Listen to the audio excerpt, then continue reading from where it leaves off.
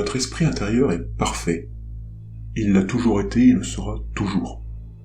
Il ne peut être détruit ou amélioré, puisqu'il est déjà parfait.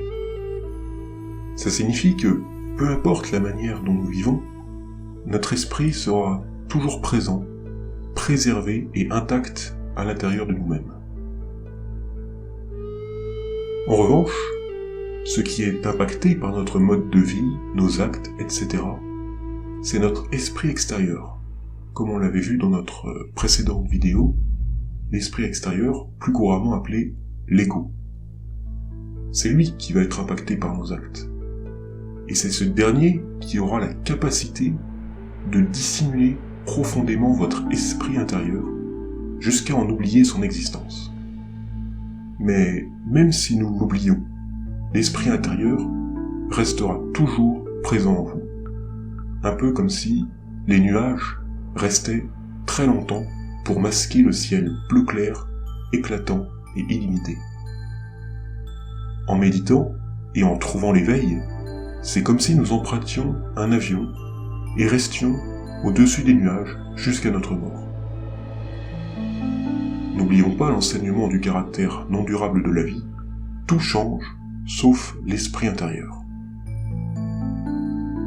Donc qu'est-ce que ça signifie ? Eh bien, que l'ego, lui, peut changer. L'ego n'appartient donc pas à l'esprit intérieur. La nature de l'esprit nous enseigne que rien ne peut impacter l'esprit, et certainement pas l'ego. Les maîtres bouddhistes sont là pour nous aider à comprendre. Une première question assez fréquente leur est posée. Où se trouve l'esprit ? Pour répondre à cette question, il faudrait reprendre l'exemple du ciel et des nuages. Où réside le ciel ? Pourriez-vous répondre à cette question aussi ? Le ciel n'est pas l'esprit, mais notre nature est semblable au ciel de notre esprit. L'esprit possède des propriétés, il n'a aucune limite, il est ouvert, imperturbable, parfait et éternel. Enfin, de la même manière que le ciel, la nature de l'esprit est universelle.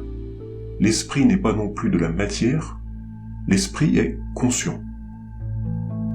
L'être humain fonctionne mécaniquement avec des organes, tout comme une voiture. Pourtant, entre l'humain et la voiture, un seul est conscient parce qu'il possède la nature de l'esprit. C'est pour cela que l'esprit est indescriptible, imperturbable et illimité. L'esprit est et n'est pas. Une autre question sur l'esprit est souvent posée. Pourquoi ne le voyons-nous pas ? Plusieurs réponses peuvent être apportées. L'esprit, on ne peut pas le voir, de la même manière que nous ne pouvons pas voir nos yeux directement, parce que l'esprit est trop proche de nous. Les enseignements précisent aussi que l'esprit intérieur est justement à l'intérieur de notre carapace, sauf que nous ne savons pas la profondeur entre notre corps physique et l'infiniment petit.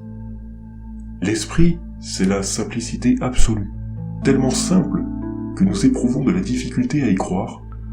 Nous pouvons seulement demeurer dans cette conscience pure. Et le point le plus important, c'est que nos pensées, fortement influencées par notre ego, nous empêchent de nous plonger dans sa nature. La moindre pensée, positive ou négative, est une intrusion parasite dans la pure conscience. C'est dommage que nous n'ayons quasiment aucune notion de ce qu'est véritablement l'esprit. Nous sommes tellement cernés dans l'illusion que nous en avons oublié notre nature.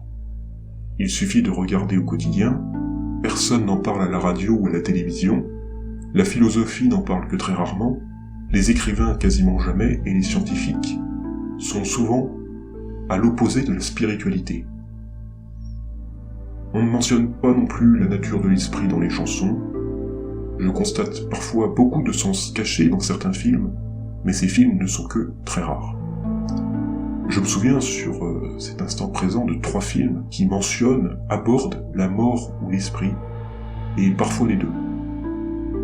On retrouve l'Odyssée 2001 de l'espace, Doctor Strange et le film Soul de Pixar. Je vous les conseille si vous ne les avez jamais vus. Tout cela pour dire que tout ce que nous ne voyons pas, nous n'y croyons pas. Cependant, Il y a dans cette vie ce qu'on appelle des moments de grâce. Cela nous est tous arrivé et plusieurs fois. Par exemple, écouter une musique peut provoquer en nous une émotion, se promener en pleine nature peut éveiller en nous des aperçus du bonheur simple, le soleil qui se lève ou qui se couche derrière une montagne, nous laissant un spectacle de couleurs dans le ciel, ou même un simple rayon lumineux pénétrant dans votre salon. Ces moments de grâce vous procurent pendant un instant une véritable paix intérieure. Quand ces moments de grâce se présentent à nous, nous aimerions justement qu'ils durent à jamais. Mais comment faire en sorte qu'ils durent justement ? Nous n'avons aucun apprentissage, aucune technique nous permettant de les stabiliser.